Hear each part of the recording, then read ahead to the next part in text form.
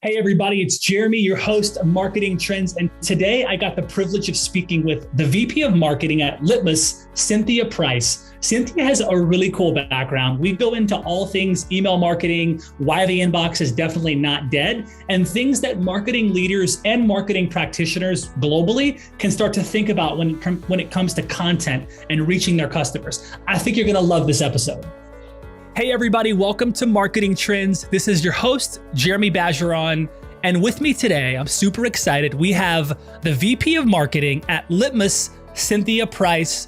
Welcome to the show. Thanks so much, Jeremy. I'm excited to be here. I'm super pumped to have you for a lot of reasons. You have a cool company you're working with. You're up to some cool things. And I'm a nerd when it comes to all things tech marketing anyway, so I feel like we're gonna find some common ground here. But thanks for being here, and let's start with the beginning. I always like to start with like the genesis of marketing for you. What was the first thing? Was it a brand or a campaign? Was it school? Was it a combination of those things? What was it that really grabbed your attention in terms of like, okay, marketing is the world that I wanna go into? Yeah, well, for me, I was in a role at a tech company called Emma that was based here in Nashville. I was in a sales role. So I had done marketing throughout my career, just sort of almost accidentally. It was like I liked to talk. I liked to communicate. I was a decent writer. When I first kind of started coming up into my career, landed in roles that just made sense. More that I was working for companies I was aligned with and found roles at those companies that made sense for me. And then, I noticed over that time that I was using Emma, which was a tool that was based here in Nashville. It was an ESP, still is. It's a great company. And I was using Emma at almost every company in Nashville that I worked for because everyone here was sort of locally aware of it. And it occurred to me that I knew Emma as well as likely the people who were selling Emma did. And so it made sense to me just culturally, it was a company I really wanted to be a part of. So I went into a sales role for Emma when we were still, 50 people big. And over the course of even my first year there, started getting more and more involved in marketing projects. I think, I loved sales, and I think it has made me a far better marketer than I ever would have been otherwise. I think if you haven't cold called anybody, you should to be a good marketer, And so our marketing team was very small at that point. We had a coordinator who was running our Google ads. We had a writer and a designer. And that was it. But we had a really, really strong brand, even with the small audience we were playing to. And so I just gravitated more and more towards those projects and ended up joining the marketing team, and kind of over the course of the 7 years I was there, ended up leading that team. And we ended up with, I think we had 18 in the marketing org by the time I left. Yeah. So this is interesting because not every CMO and marketing leader that I've connected with comes from the sales world.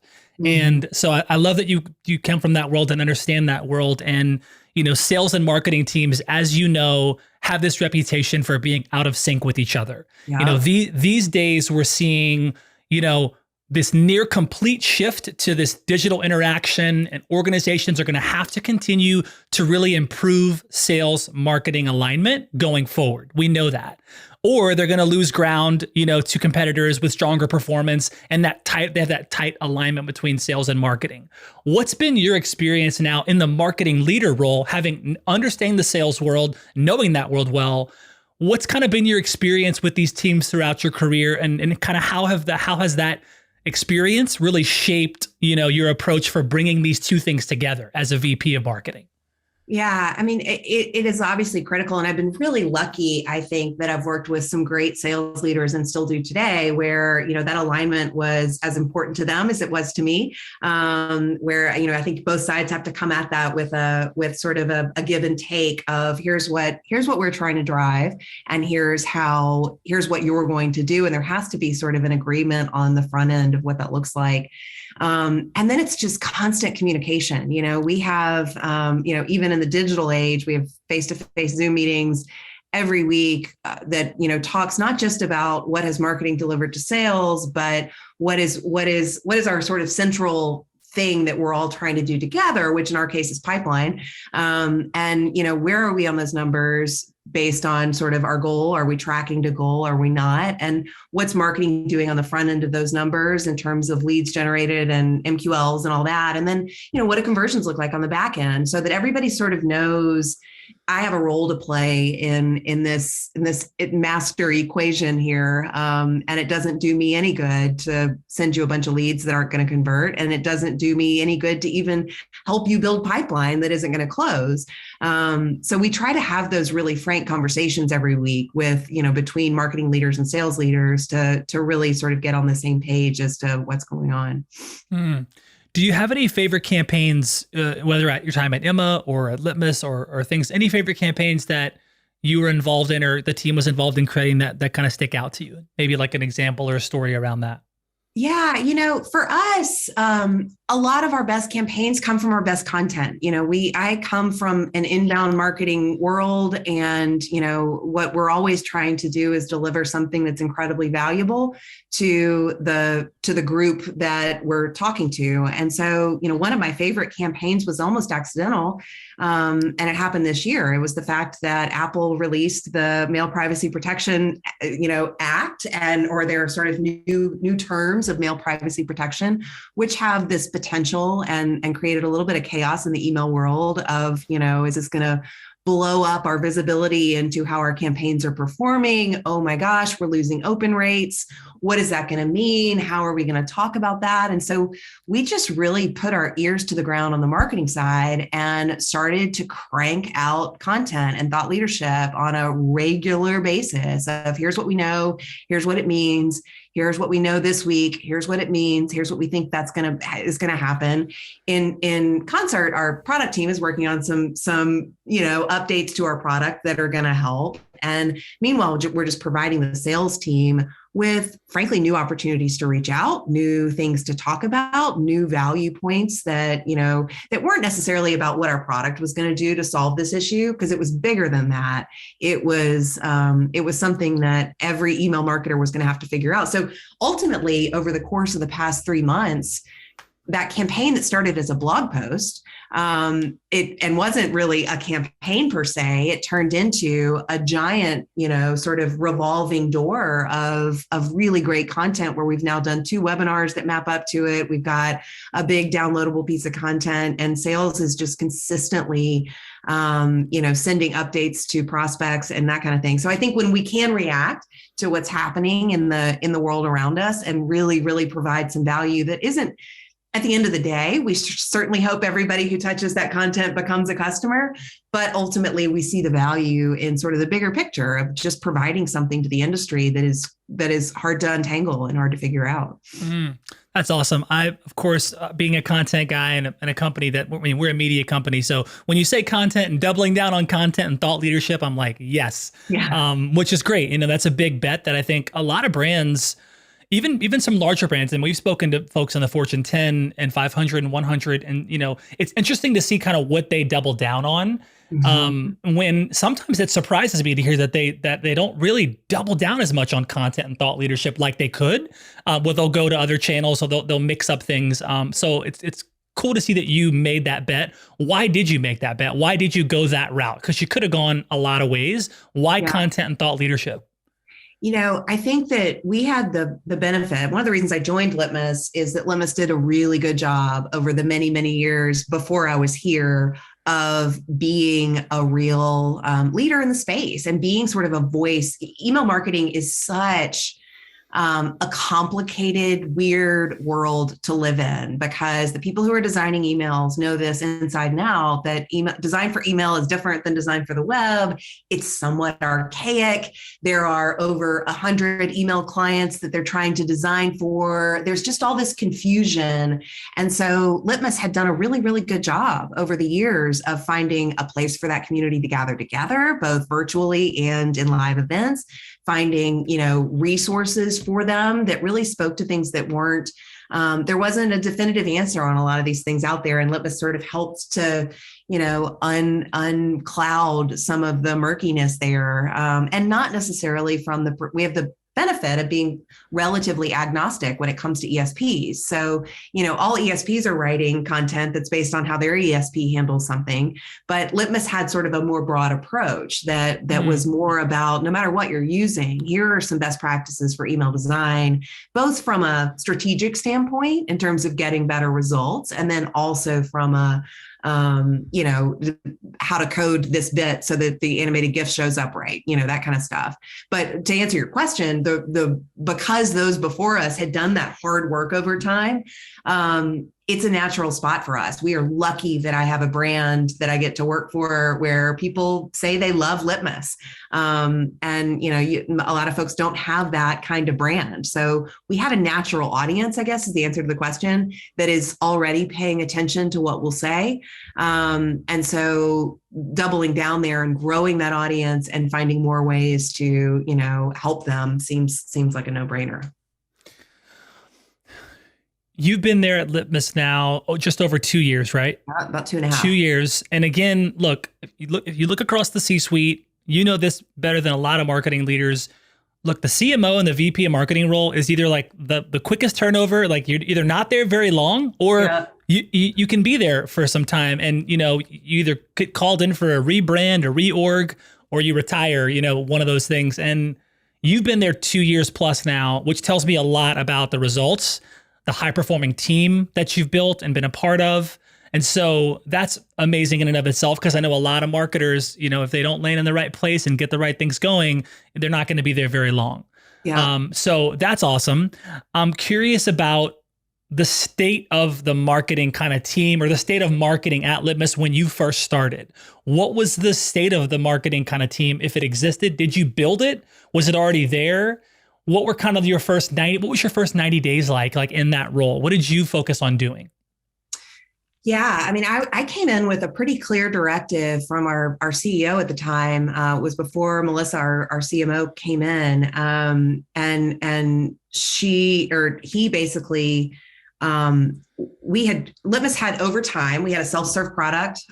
So, you could get online and get yourself a Litmus account with a credit card that wasn't too expensive. Most people had that purchasing power. 4 or 5 years ago, we developed an enterprise version of the product, developed a sales team that went from 20 people the first year. Now it's, I think, over 60. So they're hungry. They're hungry for leads. They're hungry for the kinds of leads that we were not generating through that self-serve product. They need the kinds that are from larger organizations, and they need the awareness from folks who are higher up in the marketing org. The line item for a product like Litmus's isn't necessarily already baked into the budget. People have a line item for an ESP, but they don't necessarily think about a line item for Litmus. So, we had to, my directive out of the gates in that first year, and I feel like now we've kind of come back to center a little bit, was how do we one, grow that same awareness with marketing leaders that we have with email marketing practitioners. How do we create a sustainable and repeatable pipeline experience for our sales team? And those were sort of the two things we tried to do coming in. So when I came in, we had, like I said, a pretty phenomenal content team who was really, really good at the nuts and bolts of email marketing and what it means and how to do it. We didn't necessarily have an elevated website that those guys could share with their bosses and say, I need this tool. And in fact, I need budget for this tool next year because we're going to need the enterprise version of it, which is going to give us more stuff. So that was sort of, what we did coming out of the gates. We had one person on demand gen when I joined the team who was reporting to me. And that person was very disconnected from what was happening on the content side of the organization. So he wasn't able to create campaigns because content was just writing what content wanted to write, which made total sense, which made us really good at content, but they weren't connected to the campaigns that we wanted to build for the enterprise version of the product. So, I think the past couple of years have really been an exercise in integrating all of those efforts together. And making sure that while we're building these integrated campaigns, we have an integrated campaign planning process that happens every quarter. Everybody's aligned on what we're going to do and how we're going to do it and what we expect to get from it. We also gave the entire marketing org a number that, for their MBOs or sort of our KPIs every year. Pipeline is one of our collective shared goals as a team. And that wasn't the case before. So now we sort of all know what our North Stars are. Some of those still live on the self-serve side of the business. But then a lot of them also live on the pipeline side of the business. So everyone is sort of measured to some degree. There's also individual goals as well. But the group goal is about sort of those larger things we're trying to drive. I think that helped. So it seems like there's definitely a B2B kind of enterprise play for the solution, but it seems like there's also kind of a B2C play where like you're just serving maybe the practitioner or the one-off. How much of the mix for your customers is like kind of the one-off folks that want to use the tool versus your enterprise kind of big B2B folks? Is it a pretty 50-50 or? It's hard to say because those practitioners are still our primary customer at the enterprise level as well, or they're our primary advocate. They're the ones we need to win them over in most cases before we can get anyone else's attention at the org.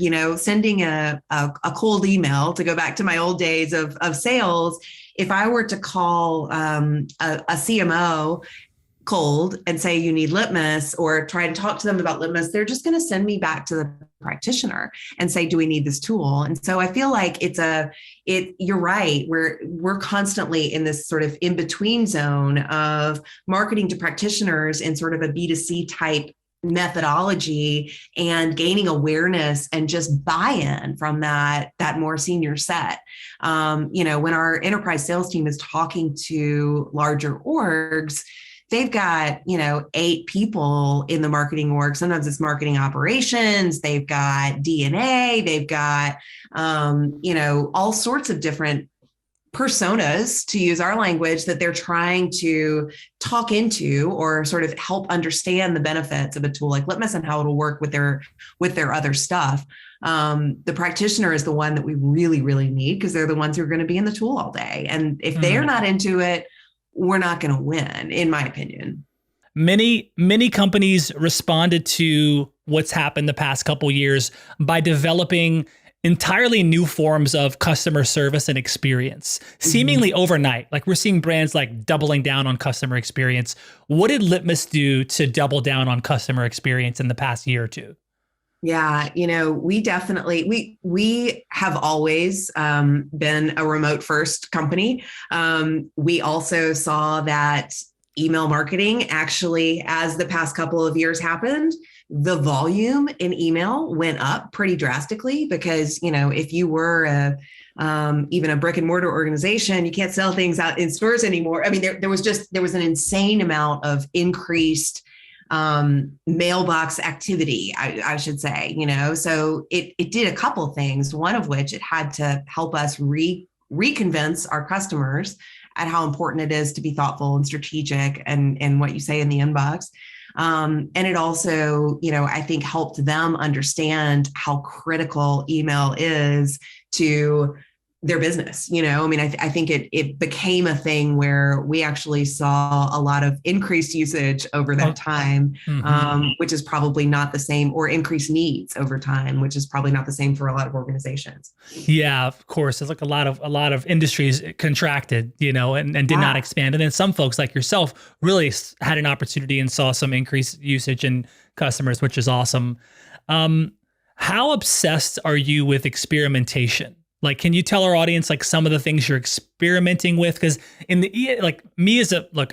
marketer, I'm a BD guy. I love really good, ESPs, and I love really good emails that work well. And I'm always thinking like, what's next, and how could we be really innovative there? Where does that kind of fit into your perspective as the marketing leader at Litmus, and how much are you in that world of like maybe you're a couple years out innovating and thinking about what's next, and versus kind of, making sure the current solution is robust and driving impact for your customers. Yeah, you mean for our own marketing, how obsessed are we with it? Very obsessed. I think we have a really strong team of our email team who, sits in my little corner of the marketing world. They are insanely talented, very data focused, and really, really obsessed with testing. Like, how can we test? What can we test in this email? What can we learn from this email? How can we make this experience? I mean, I think we're hyper aware that, what we send out has to be the best. It absolutely, like if we're marketing to the email marketing community or just the marketing community at large, what we send, how we say it, what we think about in these campaigns has to be not only perfectly designed in all the right ways. It has to surprise and delight them. It has to have, really compelling copy and messaging, and it has to deliver value. And, all of those things have to be true along the way. So we are consistently testing. Almost every campaign we send has some sort of test running in the background, whether that's about, the color of a CTA or a headline length, or, what is it that this audience wants versus this audience? We're doing a lot of hyper segmentation between, say, if we send out a piece of content, we might message it differently for our customers than we do for prospects. And we're going to want to understand how those two audiences interact. But I think it's our mission to be better, to be as good at email as anybody can be. Yeah. And to really be using all the bells and whistles that are available, because we want to teach people how to also use them, Sure.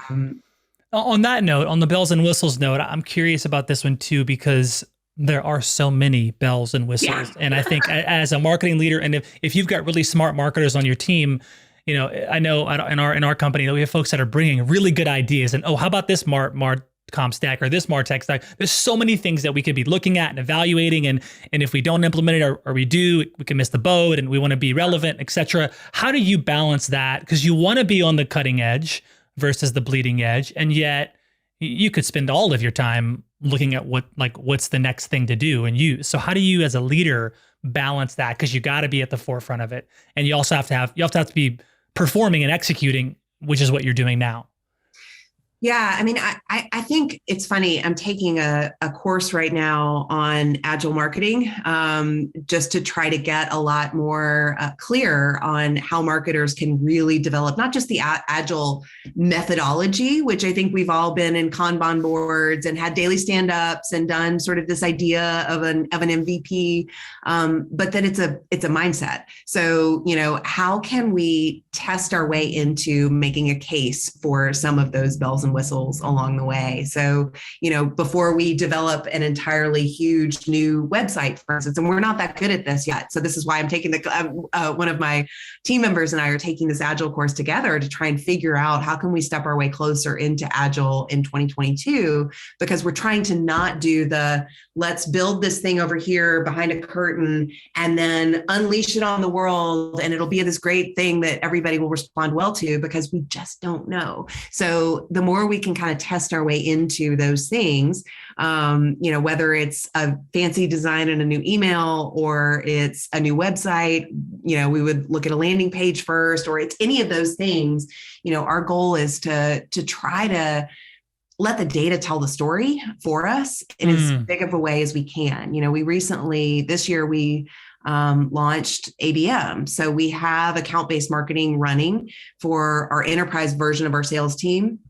And we had to really slow walk that. We couldn't come out of the gates with we're going to have the best ABM program that ever lived, and it's going to deliver these results. You've got to give yourself time to build it slow, to find the right list, to slow walk your way into the different channels you're going to use it on, and really let the data inform how it gets bigger, so that you're not sort of putting yourself in this position of wow, we just over purchased an ABM product that we're only using 10% of, You said a lot of things. I'm like, oh, this is great. I want to go into ABM. I want to go into what channels you're using.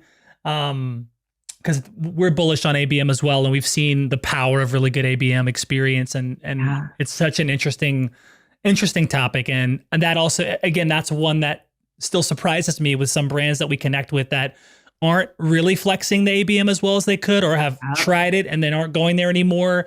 Tell me about your experience and kind of what you've been using and seeing and testing in the ABM stuff specifically. Yeah, I mean, I think for me, what I've learned about how to build a good ABM program is that, I mean, an ABM program is only as good as the list. So without the right target audience, without, we went our first round with ABM. And if our sales leader is listening to this, he's gonna bark at me playfully, but we kind of let the sales team determine who should be on it. And said, who do you want? Who should be on the list? You guys look at your territories and look at who you would really want to attract.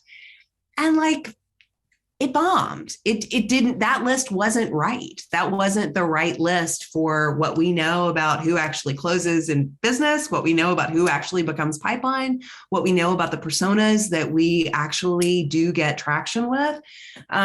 So we kind of went back to the drawing board and, let the data inform a lot more of who should be on that list. So, you look at your close one report from the last year, and we're only going after those industries. We're only going after those size companies. We're only going after whoever, and start small, start really small as ABM will allow you to go. And then, build from there and kind of still have some of those wish list customers that sales really wants on the list. Yeah. But the bulk of the list needs to be informed by data, I love that. That's interesting.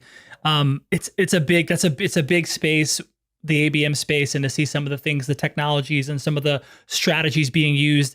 I know for, some of our large enterprise, folks that use this podcast for that specifically, where, they might not have a relationship necessarily, but they'll have a very strategic prospect or a partner. They want to tell a story and they'll come on the show and do that. And then they'll connect with them and do big deals and start the relationship together where they didn't have that connection too. So it's this interesting yes and of you really want to make sure you're targeting the right people and also leveraging cool content and cool stories and cool ways to invite the folks that maybe aren't on your list but should be, and so I love that. What does the kind of the marketing mix look like right now in terms of high level, what channels are you using, testing? Yeah, we've got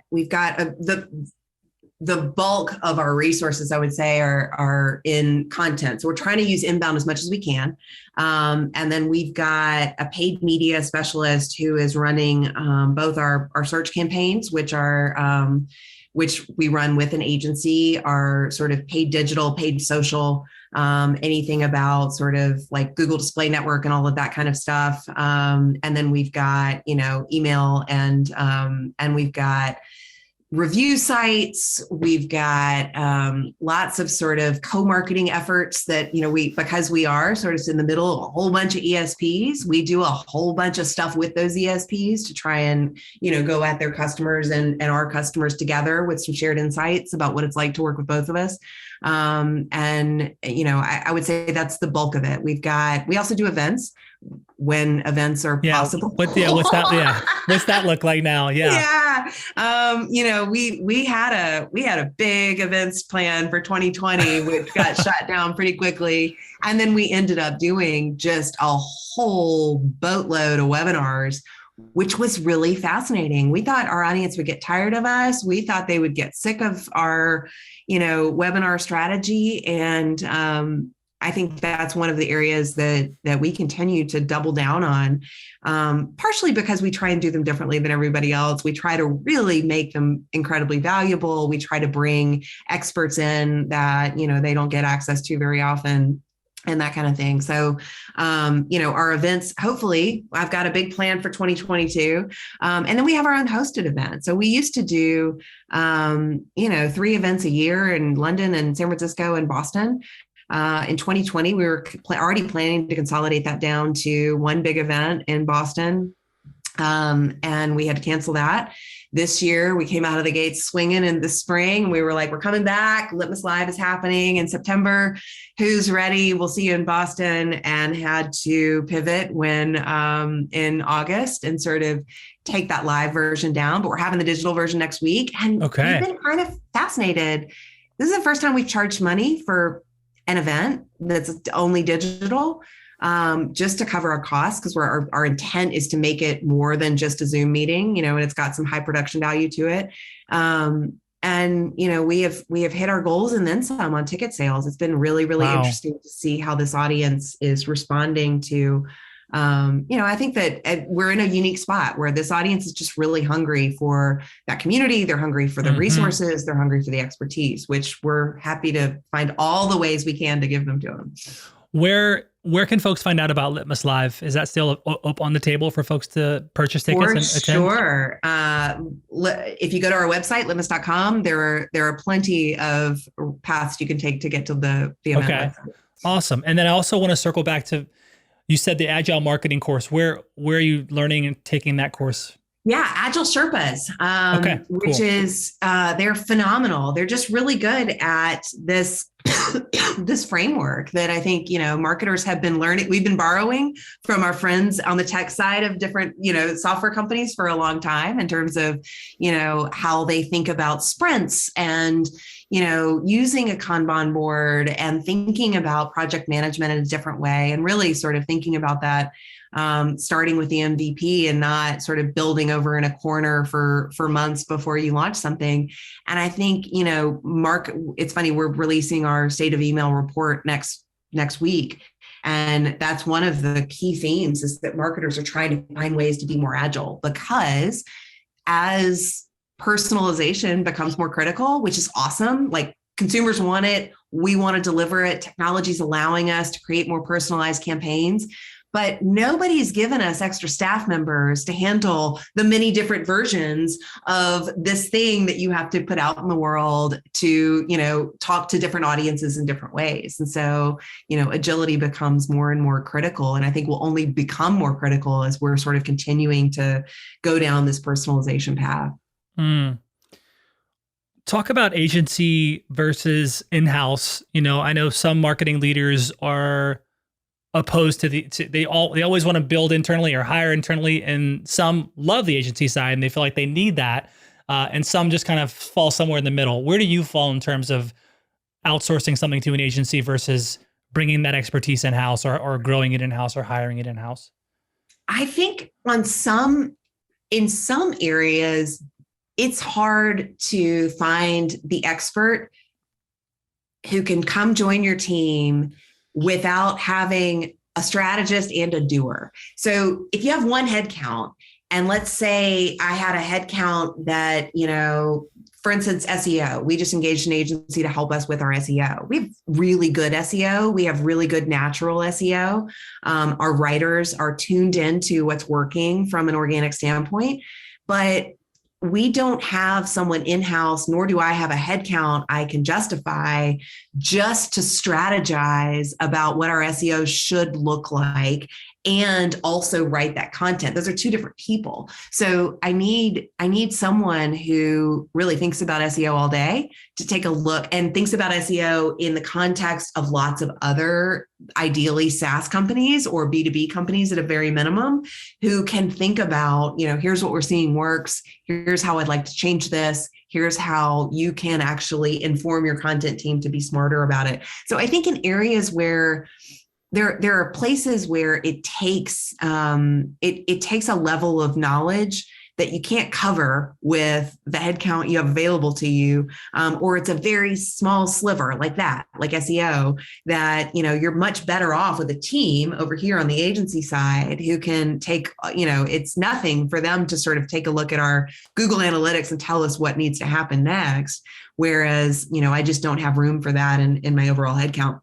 It's interesting too, in our report that we'll release next week, one of the trends we're seeing is people using fewer agencies, bringing more resources in-house. And I think that is something I'm totally seeing across the board, because I think authenticity has become a thing that absolutely has to happen. People want to know they're working with companies that they can believe in, and your internal resources are just going to land that voice better. They're going to land that creative better. They're going to land that sort of overall experience in a better way than even sometimes the best agency can, depending on what it is you've asked them to do.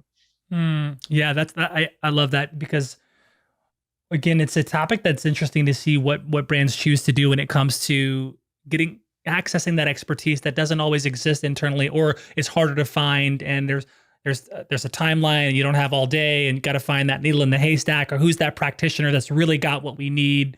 And I know as an organization, we look at that too, of like, we're growing fast, but is it build internally higher? Is it outsourced? And so I love that, the way we look at that.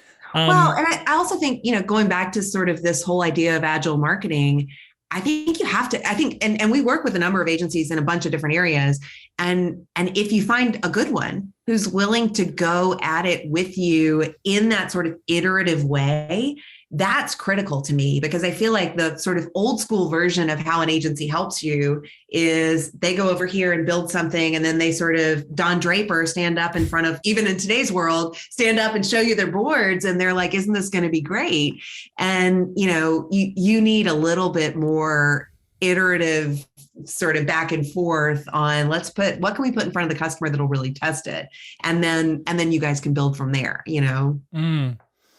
What's been your favorite day in the past 2 years at Litmus? And then what's been your most challenging? What's been your most favorite failure?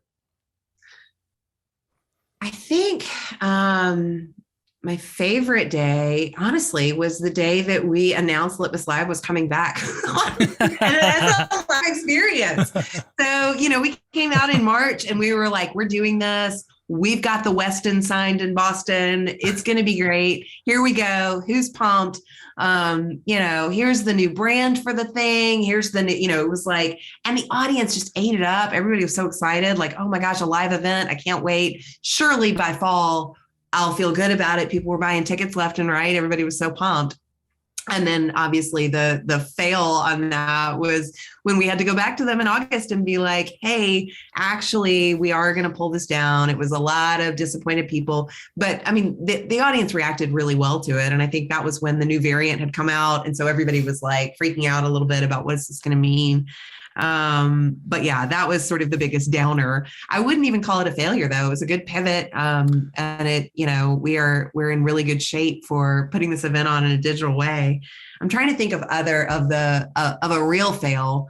And I think I've got one. We did an interactive quiz in August that we released to the audience. It was just this awesome new way to use bells and whistles, new way to like ask them about how their email marketing program works, and whether or not and then on the back end, we were grading their answers and saying, it looks like, it's sort of an old school magazine quiz where you're like, it looks like you're a master, or you're a whatever, and then gave them real tips for what to do with it. I think we made the critical mistake there of, one, doing a lot of building before we tested anything out.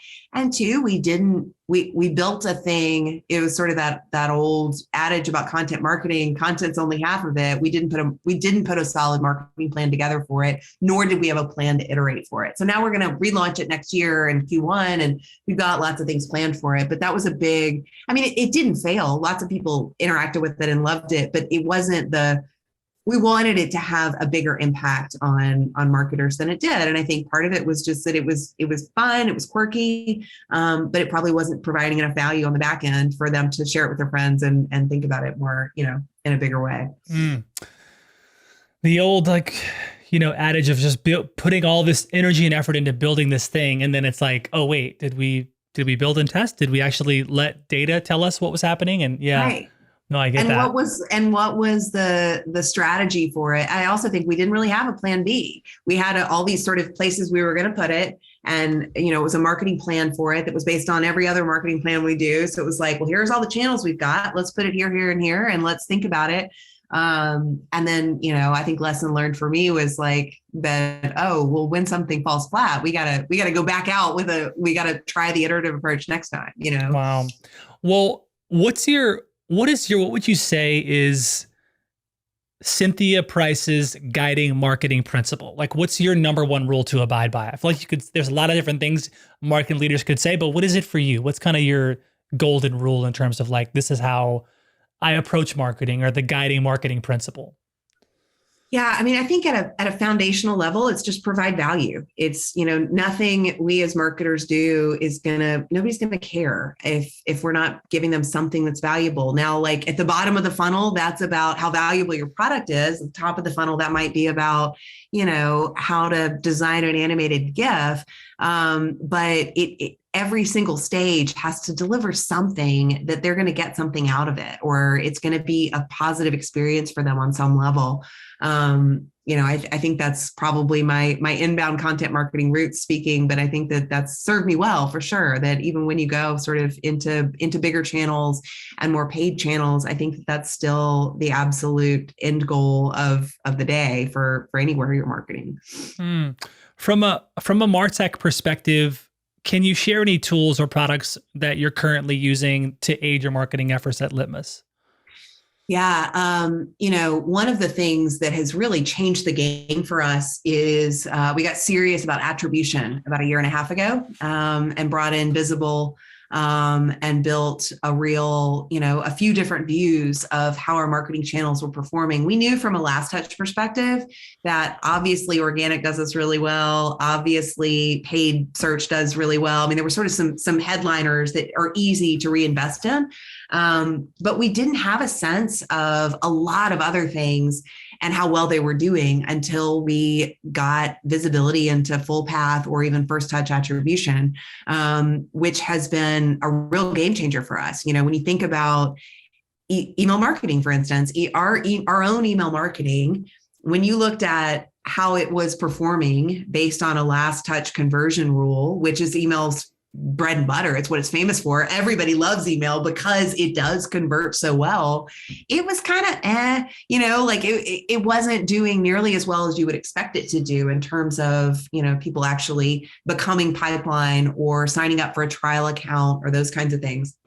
But when you looked at it from a full path or even a first touch, experience, it showed us how much work email was doing from an awareness standpoint, from a sort of slowly moving them down funnel in the background standpoint, that sometimes, even though emails aren't converting, it doesn't mean that they're not doing their job. And that email has a job to do on the awareness and trust building and sort of, helping folks on the back end, like that they might not be taking that action immediately, but you've planted the seeds quite well. It seems like, periodically you'll hear this over time, people talking about, oh, the inbox is dead, and it's beat up, too overused, and it's just there's other things that we can be doing and spending time on, and why waste time in the inbox, right? They're getting bombarded. What would you say to that? Yeah, I mean, I think it's been proven wrong so many times that now it's just sort of a laughable concept. It's like, email wins all of the awards when it comes to what's your most effective channel. Everyone always says email. When it comes to what channel gets you the highest ROI, email always wins that one. And I mean, it's a little unfair because email's an own channel, and there's lots of channels that aren't, and you just have so much control over what happens in email. But I think that email is more critical now than it's ever been to businesses. I think that will only grow as we venture our way into a cookieless world. The first party data that you have access to, with people having raised their hands and said, hey, you can market to me, that will become more and more and more important. And it will also become something that's harder and harder and harder to do, because you've got to actually, they've got to want to sign up. You got to provide something that makes that valuable to them. But I think that it will only continue to be, everyone's best channel in that way. We just have to get a lot smarter about how we do it. What do you think about just the future of, I guess you could say the future of email? It's like, what are you seeing come down the road? It's like videos are being sent via email now. That's not super new, but you're seeing variations of that, links to things, short copy, long form copy. There's lots of different tactics and strategies. Like, what do you think, where is it? What's it going to look like in your, best guess in terms of 5 years from now? What's email going to look like? What's email marketing going to look like? I think it's going to be just a lot more personalized. I think that, there certainly will be more bells and whistles. I mean, we're always looking at like plain text versus HTML and which one converts better and which one, this CTA versus that one and this video versus, just a screenshot. Like there's so many different things you can do in an email. That, while I will continue to obsess over and study what works on a conversion front, at the end of the day, what matters is who's sending it and whether they think your brand is actually valuable. So any one email, if it's sent from a brand that has a lot of trust built and an audience that loves them, that email is going to perform a heck of a lot better than just you using the absolute best design tactics to an audience that doesn't know you from Adam. Those are going to be the key thing. So I think building authentic trust with our audiences is going to be the name of the game outside of, and then we figure out, okay, these are the audience that is allowing us to market to them. Let's treat that as the privilege that it is. Let's treat that with all the care and thought and energy that we put into lots of more expensive marketing campaigns and other aspects of the org. I think that we forget that. I think a lot of people take email for granted, where it is such a conversion machine that people are just like, well, let's just send an email blast, or can't we just send another email? That seems like that will get this result that we're trying to make happen.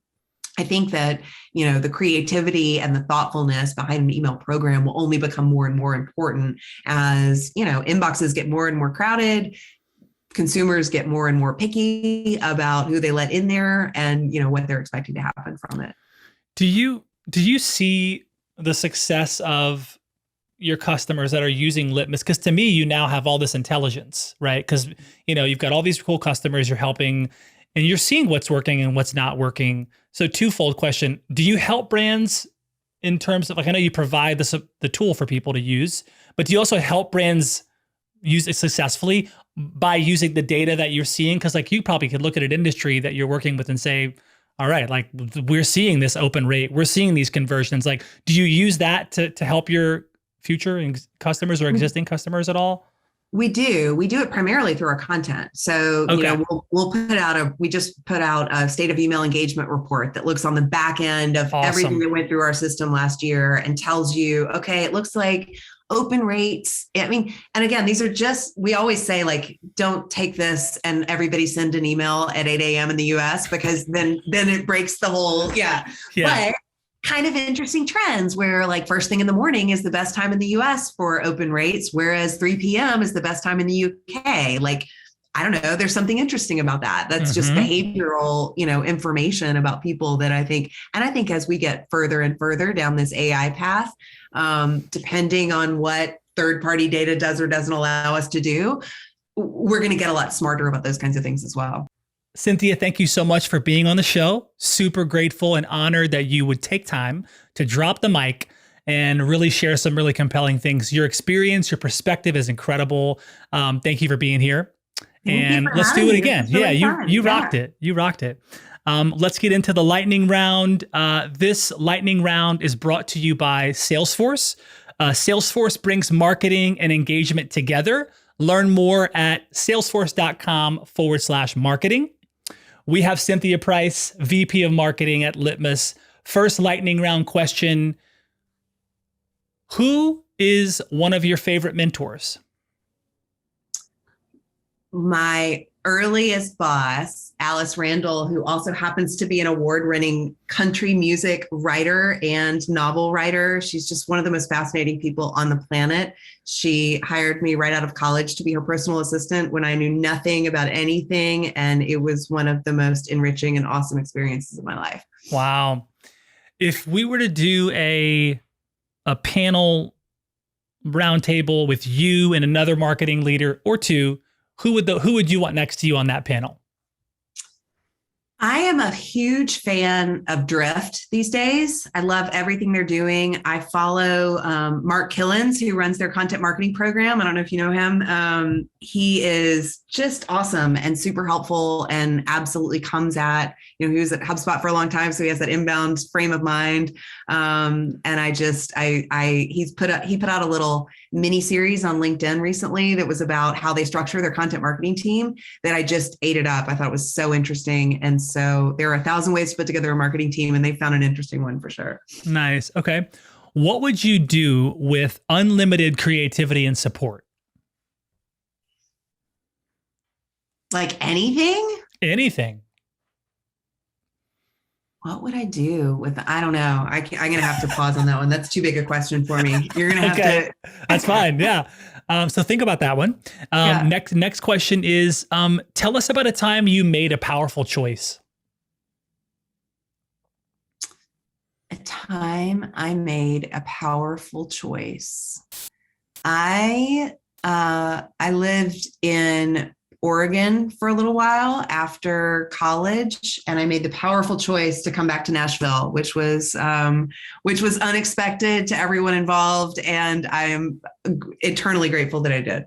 Love it. What's something that you keep learning again and again?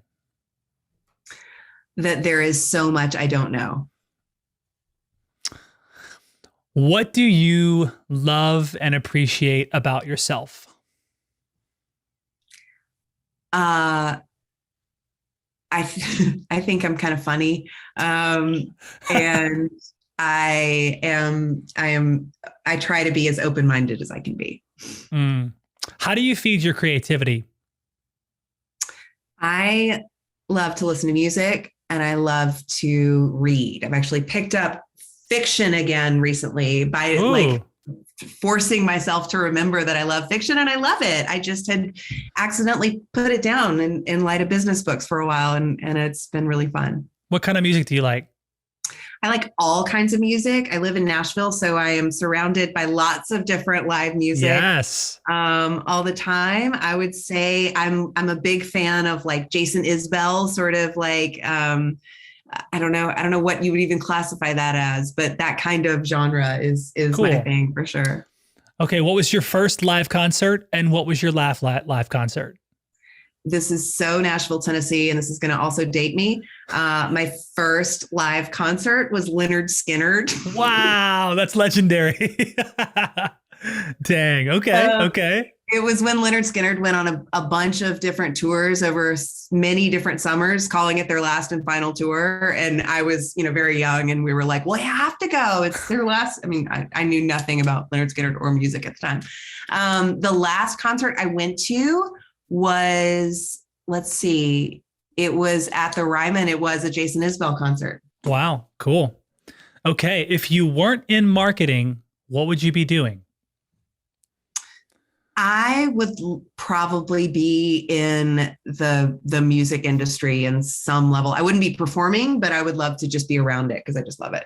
Cool. We share that in common. I like that. Mm-hmm. One person living or dead that you'd like to have dinner with? My grandfather, who I never really knew, who I was very young when he died. Got it. I like that.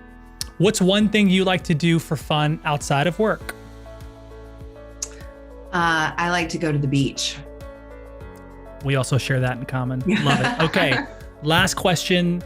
What's your best advice for a first-time VP of marketing? Gosh, best. There's so many. I think get your data and your tech stack in order. I think those are the things that, find a marketing ops person who is phenomenal and make them your best friend.